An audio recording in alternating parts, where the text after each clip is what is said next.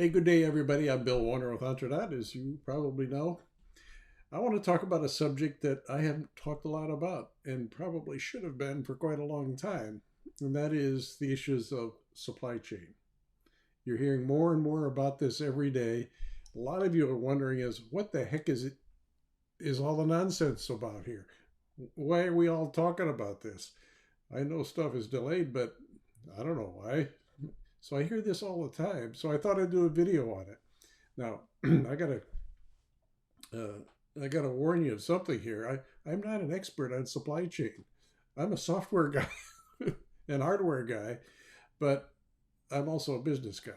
And in my career, I've not been responsible for supply chain management ever in my life. But by golly, I'm now talking a lot about it as if I knew something. So I read a lot. So I want to share a perspective of this. And my purpose is simply this, and that is I want you to become much more aware of the supply chain issues that you're faced with in your business and know them well. Know how they're operating. Know where the flaws are.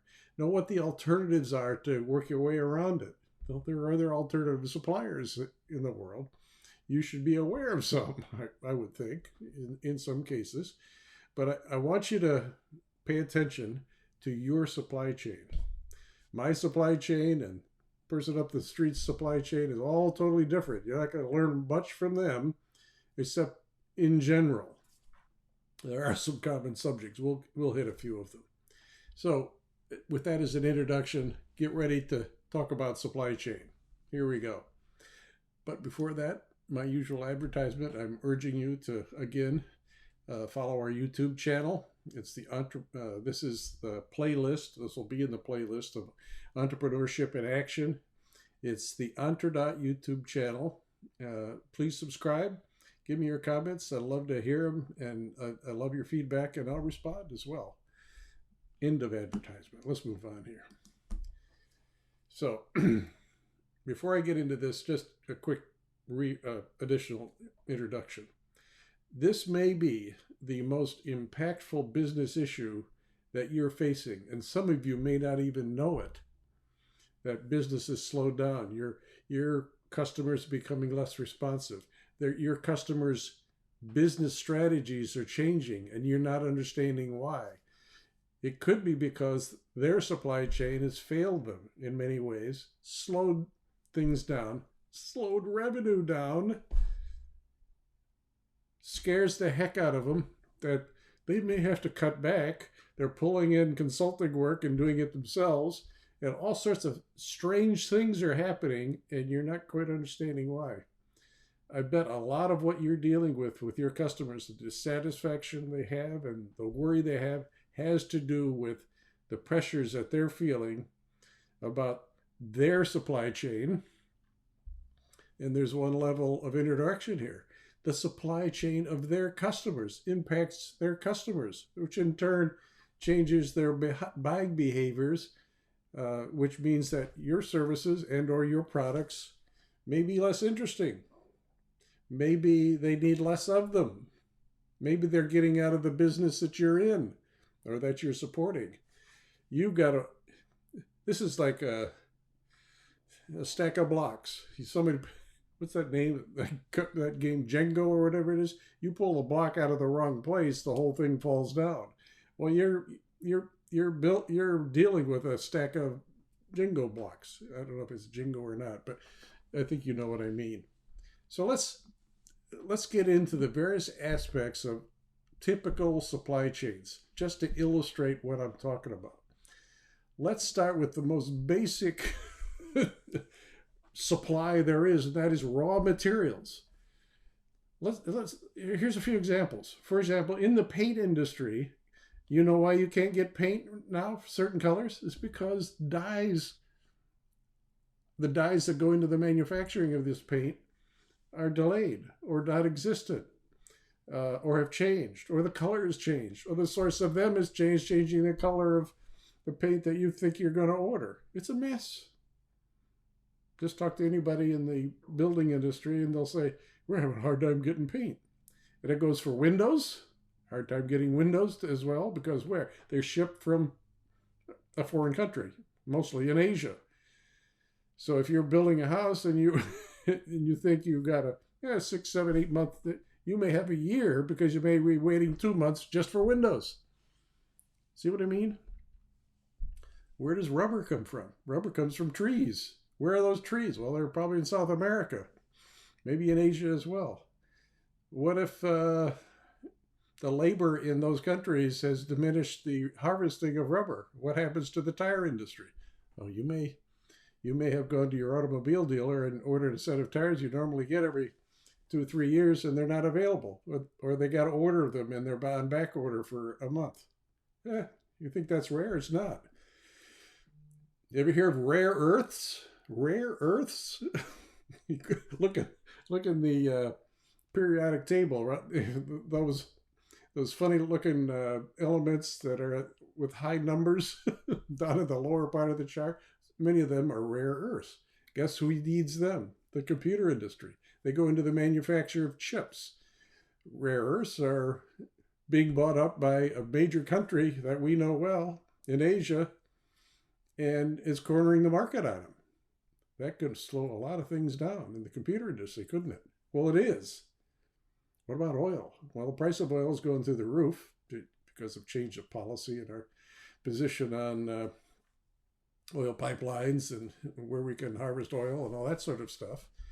But price of oil is going up tremendously. You've seen the price of gasoline is now up to $3.29, at least the place I go. It was $2.10 a little over a year ago. Anyway, iron ore. Where do you think iron ore comes from? It comes from Australia, like for some Chinese companies. See what I mean? If you go back to the basics of what goes into what you buy at the very start of the whole supply chain process, has something to do with the raw materials. Okay, enough on that one. Next one is, well, all that stuff goes into, I'll call them components. I'm thinking about chips, wheels, steering wheels, seats for bicycles, and the list goes on. These are things that are built somewhere else, much of which comes from these raw materials I just got through talking about. But these components go into the manufacturing of lots of different things. That's just a very limited list. Think of everything that you buy, like an automobile, like I'm looking down in my driveway, the wheels, the steering wheel, the pieces for the glove compartment, the seats themselves, the seat belts, the clip on the seat belt, and everything that goes into the engine, which are hundreds of parts that are manufactured somewhere that have to all arrive at some manufacturing site somewhere in the world, some in the US, mostly not. And if you are at all dependent, if you're in the automobile business, the microchips that I talked about earlier, just a few seconds ago, is deeply impacted the automobile industry. You tried to buy a new car recently? You're going to be waiting. Because why? The chips that go into the operations of your automobile, if you didn't know it or not, today's automobiles are hundreds of computers on wheels that operate your automobile. So you get the point? Components. Where does all this stuff come from? How does it get to where it's got to go? Is something you got to worry about depending on the industry you're in. Let's talk about manufacturing a minute. The whole process of manufacturing is a similar challenge, in that is lots of parts have to arrive at a manufacturing facility. The costs of these parts are rising. The cost of manufacture thereby rises. The availability of the labor that is actually working the manufacturing line is forcing all sorts of changes in the automation of manufacturing, further automation of manufacturing. We've been automating manufacturing since I was born, but it's further automation to use fewer people, because why? People are hard to find. And with COVID in the last couple of years, it's gotten worse. But manufacturing is a major pitfall for many companies, to rely on manufacturers that have components arriving from all over the world, who in turn have raw materials that come from God knows where. See the cascading effect of this? And see, you're starting to get the feel for why it's best for you to understand how your supply chain works. Where does all this stuff come from? How does it get from where it was to where it needs to be? And then finally to your manufacturer, and then finally to you. Well, that always goes through some sort of distribution channel, right?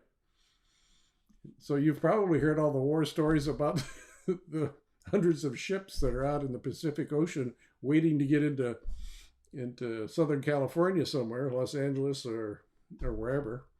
Or they say, to heck with that, we're going to go through the Panama Canal and deliver in Norfolk or Miami or Wilmington or wherever the ports are on the East Coast. But wherever they are, these are distribution channels. These are the channels through which all of this stuff arrives where it needs to arrive. So we're dealing with shipping costs. If you're getting products from Asia or India by boat, and they're shipped in containers, which look like the back end of a tractor trailer, which it actually is, the shipping cost for those big boxes has quadrupled. What used to be $3,000 per container is more like 12 or more. Why is that? Because the cost of shipping it has gone up tremendously. So these are distribution channels that have a great deal to do with the cost that you're going to have to eat in goods arriving to you from some other place in these containers. So you best understand the cost of distribution and the timing of distribution, how things get from ultimately to your loading dock or your warehouse, wherever that might be. How does it get there? And what does it cost to get it there? What did it used to cost and what does it cost now? Okay, enough on that. I'm an old software guy, so software I'm kind of dealing with as yet another one of these commodities, but I'm really more focused on the cost of manufacturing of software. Good software engineers are making more and more and more money, maybe rightfully so, with the kind of skill that's required today. But software development is greatly increasing in terms of its need and the amount of software that's being developed throughout the world. The processes and the labor that goes into testing all of this software and marketing and selling it is all increasing in cost. But I throw this as an additional perspective in what's challenging us in terms of supply chain. The manpower to develop software is in high demand. A lot of good software developers know it and getting really healthy increases. So that takes me then to labor in general. The most, I think, relatable labor issue that you probably have experienced more than once in the last couple of years is the impact of lack of labor, people to cook and serve food at restaurants. It's a major problem. There's over the last year and a half, and the last year in particular, Gloria and I have gone out to a restaurant and find that we have the bar menu rather than the 3-page menu we're used to seeing. Why? Well, we only have one cook tonight, so we've limited, and one bartender. Why is that? Well, because people weren't working for many, many months earlier this year. Many are still not, because they've either taken themselves out of the workforce or their subsidies are supporting them just fine, or they've changed their direction, gone back to school, got a different job in some other industry. Anyway, labor is a major impact on your supply chain, depending on what business that you're in. So understand that as well. Okay, you kind of got the point. This has taken many minutes for me to get across to you and burying you with examples. All I'm trying to tell you is for your business, not You're not going to be a consultant to everybody else in the world, but for your business, I urge you, it is imperative that you understand the impact of on your business of how your supply chain works. So, what are its weak points? Pay attention to the management of your own supply chain. You kind of get it?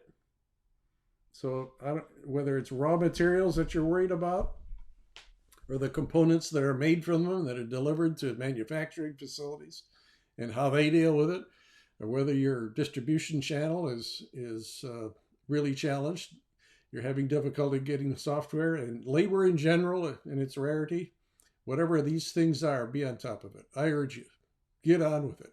Don't hesitate. In Monopoly, pay $200 and don't pass go or something like that.